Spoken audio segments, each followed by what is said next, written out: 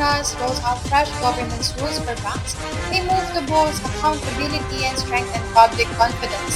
Central Holding has grown its business by building 115 malls in the Philippines by the year 2030. At the same time, the BSP is still not giving out new cryptocurrency licenses as it continues to closely watch the industry. Citibank Philippines takes a new identity, official name change, signaling a stronger push in digital services. BDO responded to customer worries about security, saying that accounts are still safe even with the recent password reset alerts. Many telecom providers are fast to invest more in digital infrastructure as competition and consumer demand continue to rise.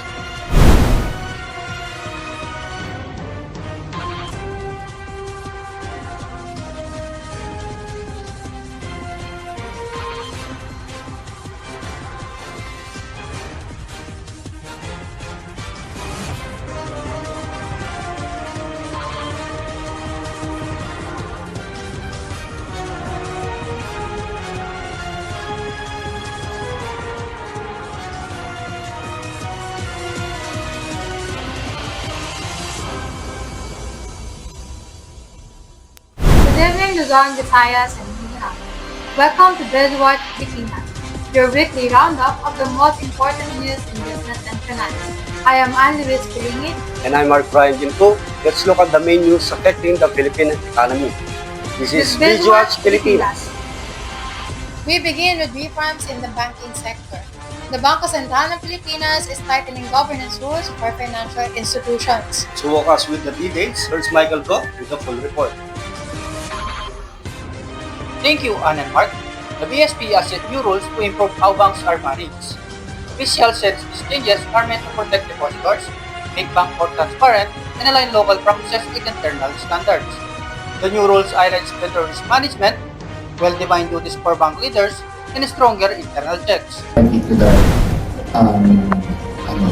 concern, right? I mean, first, the President failed to receive any information, and then even at the PPWH with the secretary there, he has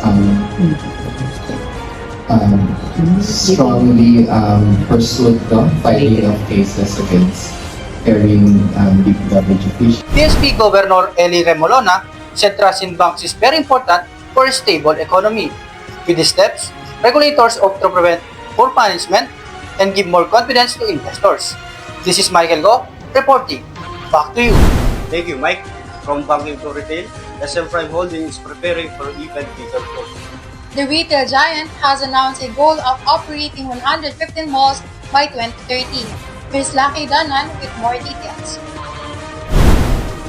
Thanks, Ann and Mark. SM Prime Holding, the biggest mall operator in the country, has announced a bold plan to grow in the network mall from 82 to 115 by 2030. Company leader says the move is a part of their long-term goal to bring modern shopping and entertainment centers to more cities and provinces. With mall now serving as a lifestyle hub, SM wants to meet both retail needs and the demand of the digital economy. Experts add that this expansion will not only create thousands of jobs but will also boost economic growth in many developing areas. This is Lucky Danan, BizWatch Pilipinas. Great insights, Lucky. We'll shift now to digital finance. The BSP continues to withhold new cryptocurrency licenses. What does this mean for fintech companies and investors? Here's Mark Brian Gintu with the story. Thanks, San. The BSP has confirmed that it will continue its freeze on giving a new license for virtual asset service providers. It officially explained that this allows the central bank to closely monitor existing companies before allowing more players to enter the market. Nakatanggap po kami ng reklamo sa opisina ko na kahit daw unregistered, illegal online gambling, yung apps at websites nila pwedeng gumamit ng e-wallet, yung sinimulan po nating pag-usapan kanina, at pwedeng gumamit ng online banking para mag-cash in o kaya mag-cash out. How is this possible, sir? Mr. Chair, the one modality or typology that is being used is through the use of mule accounts, Mr. Chair. So what we do is we pursue these mule accounts, and we direct the Bangko Sentral supervised institution concerned to look into the account and close the account if warranted. The move is due as a precaution to guard against financial crimes, fraud, and system risk, while the freeze might slow down the growth of digital currency in the Philippines. Regulatory believe it's important to balance innovation with consumer safety. The BSP said we'll keep studying international best practices before deciding to lift the moratorium. This is Mark Brian Kito reporting. Back to you. Thank you, Mark Brian. We'll take a quick pause for commercial break. Stay with us, you're still tuned, and to BizWatch Pilipinas.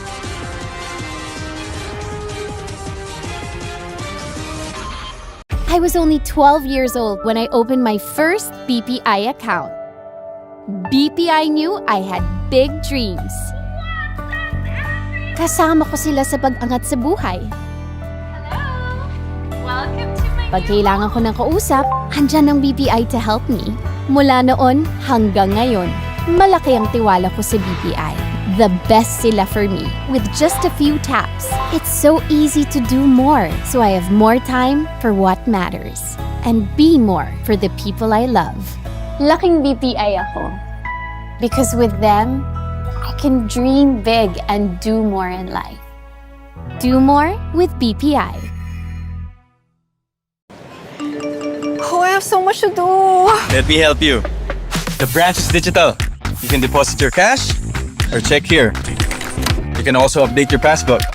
Or you can meet Sam, our digital service assist machine, and talk to our branch officer. Hello, ma'am. Now let me connect you to other services. Loans, credit cards, insurance, investments. All in one visit? Yes, at BDO, we find ways. My way. Welcome back. We're still tuned in the BizWatch Pilipinas. Thanks for staying with us. Let's move on to more of today's top business stories. In other news, Cbank Philippines has officially undergone a name change. The move is part of a rebranding strategy to better align with its services. Here's Harry Kent Macalino with the full details. Thank you, Anchors. Cbank Philippines has officially changed its name as a part of a rebranding move that shows its updated vision of growth plans. The bank explained that the new identity is meant to refresh its image and emphasize its focused digital-first services. For the freeze order issued by the Court of Appeals, the quantum of evidence there before the Court of Appeals approves the petition for freeze order is probable cause that the assets, bank accounts, monetary instruments are related to the unlawful activity. The unlawful activity that we mentioned in the petition that we filed with Court of Appeals is corruption or violation of the Anti-Graft and Corrupt Practices Act, malversation, among other corruption offenses. We have established that in the petition. That's why the court granted the granted the petition by issuing the freeze order against these bank accounts and insurance policies. Leaders believe this step will build stronger customer trust and encourage more people to use its online banking products. Experts say the rebrand signal that Cbank is preparing to compete more aggressively in fast-growing fintech market. This has been Harry Kent Macalino, BizWatch Pilipinas. Thank you, Harry. Turning to banking security, BDO has responded to customer concerns. Here's Marnel Masangkay with the full report. Thank you, Ann and Mark. BDO Unibank has addressed reports of unusual account activity, assuring customers that no security breach has taken place. The bank explained that the password reset notices were triggered internally before some transactions, which caused worrying among users. The BDO clients were surprised to receive notifications on bank transfers. In some cases, the hackers were somehow able to get past the one-time PIN security feature of BDO. In a statement Sunday, December 12, BDO says it is already investigating the alleged hacking. The Philippine Central Bank also says it is in close coordination with BDO and Union Bank.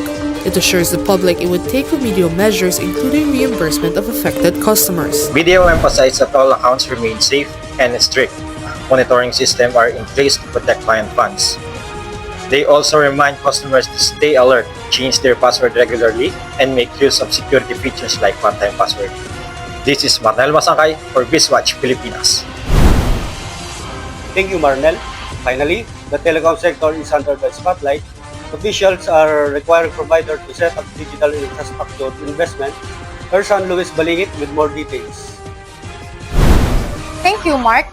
The government is urging telecom companies to improve the country's digital infrastructure to keep up with the rising demand for faster and more reliable internet. With more players entering the market, stronger systems are needed to support businesses, consumers, and the growing digital economy. As part of this effort, the Philippines is pushing for wider coverage in rural areas and better speed and stability in cities. Officials emphasize that reliable internet is not just for convenience, but also for vital for education, e-commerce, and access to online services. Expert notes that better infrastructure will boost competitiveness, attract investments, and drive digital transformation. Stronger networks can empower small businesses, open more jobs, and help the Philippines to stay aligned with global digital standards. This has been Luis Balingit, BizWatch Pilipinas. Thank you, Ann. That concludes our roundup of this week's most important development in the business and the economy.